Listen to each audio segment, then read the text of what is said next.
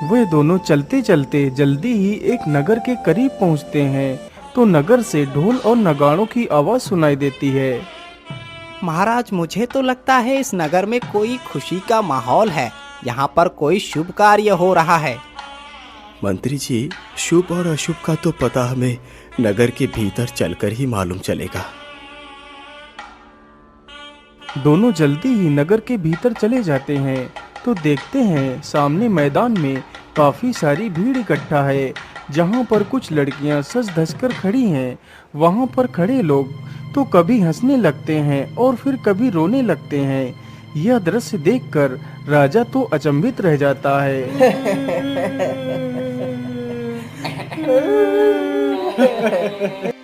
अरे ये कैसे लोग हैं? ये कभी तो हंसते हैं और फिर रोने लगते हैं। आखिर इन्हें क्या कष्ट हो सकता है?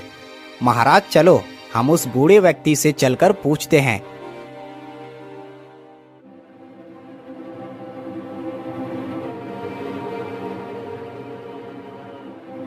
बाबा, यहाँ पर ये क्या चल रहा है? ये सभी लोग कभी तो हंसते हैं और कभी रोने लगते हैं। आखिर इन्हें क्या कष्ट है?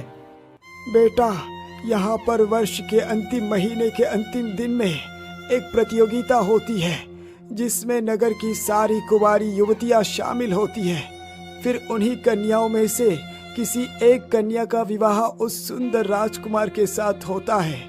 इसी की खुशी में ये सभी लोग हंसते हैं और पुत्र ये रोते इसलिए हैं कि वो राजकुमार सर्प के वेश में आता है। फिर वो अपना रूप बदलकर अत्यंत सुंदर राजकुमार का बना लेता है और वो जिस भी कन्या को पसंद करता है उसी के साथ राजकुमार का विवाह करवा दिया जाता है। वो राजकुमार हर वर्ष में सिर्फ एक बार ही आता है और हमारे नगर में से एक कन्या को ले जाता है। लेकिन आज तक जितनी भी कन्याएं यहाँ से गई है वो कभी लौटकर वापस नहीं आई। पता नहीं राजकुमार उन युवतियों के साथ क्या करता है। लेकिन बाबा, उस सर्प के साथ आप लोग किसी कन्या का विवाह कैसे करते हैं, जबकि आप अच्छी तरह जानते हैं कि वो कोई इंसान नहीं है? पुत्र, क्या बताऊं, उस सर्प ने सभी को धमकी दी है। यदि हमने ऐसा नहीं किया तो वो हमारे सारे नगर को एक दिन में ही बर्बाद कर देगा। बाबा, आप चिंता ना करिए। आज मैं भी देखता हूँ कि वो दुष्ट कैसे किसी कन्या को यहाँ से ले जाता है। फिर राजा उन सभी लोगों के पास जाता है।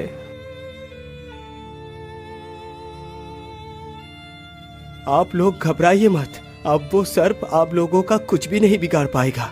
मैं आप लोगों को जैसा कहता हूँ बस वैसा ही कीजिए। आज जब वो सर्प आए और राजकुमार बनकर जिसकी भी पुत्री को पसंद कर ले जाने की कोशिश करे तो उसके पिता को उस राजकुमार के सामने जाकर खड़े हो जाना है और कहना है कि मैं अपनी पुत्री का विवाह तो आपके साथ ही करूंगा, लेकिन उससे पहले तुम्हें हमारे नए राजा से अनुमति लेनी होगी। ये बोलकर उसे मेरे पास लेकर आना है। महाराज की यह बात सुनकर सभी लोगों के मन में आशा की किरण जगमगा उठती है। तब तक कोई व्यक्ति जाओ और एक मिट्टी का घड़ा तथा उसकी ढक्कन भी साथ में लेकर आओ। ठीक है भाई, मैं अभी मटका लेकर आता हूँ। वह व्यक्ति जल्दी से एक मिट्टी का घड़ा लेकर आ जाता है। धीरे धीरे वह समय भी नजदीक आ गया जब वह सर्प आने वाला था। राजा जल्दी से अपने वास्तविक रूप में आ जाता है। राजा को देखकर सभी लोग उन्हें पहचान लेते हैं। अरे, आप तो वास्तव में हमारे महाराज हो। हमने तो अभी तक आपको पहचाना ही नहीं था।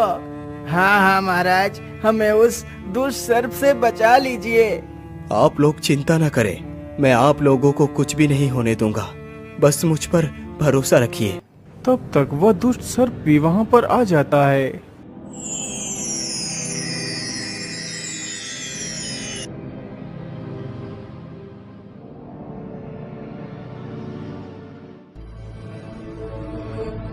अरे वाह, यहाँ पर तो सभी लोग मेरी ही प्रतीक्षा कर रहे हैं। ये सब देखकर तो मुझे बहुत खुशी हुई।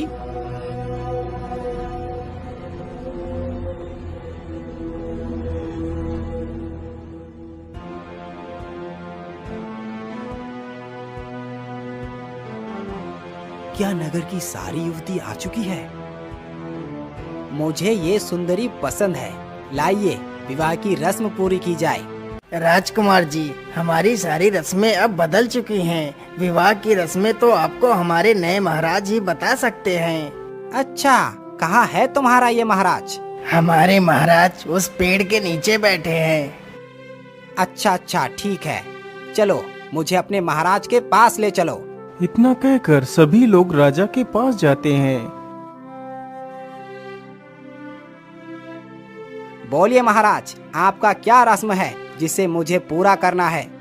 राजकुमार जी, मेरी रस्म बहुत आसान है। तुम्हें विवाह के लिए ज्यादा कुछ नहीं करना है। बस तुम्हें इस मटके के अंदर जाना है और फिर वापस आना है।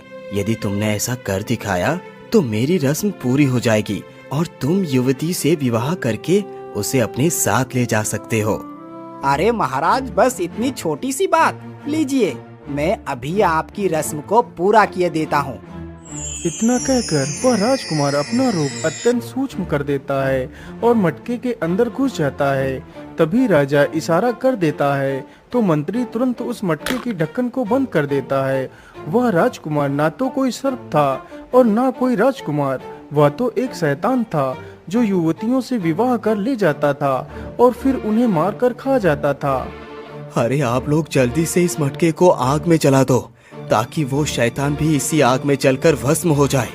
इस प्रकार राजा ने अपनी बुद्धि और विवेक के बल पर अपनी प्रजा की रक्षा की और खुशी खुशी अपने महल वापस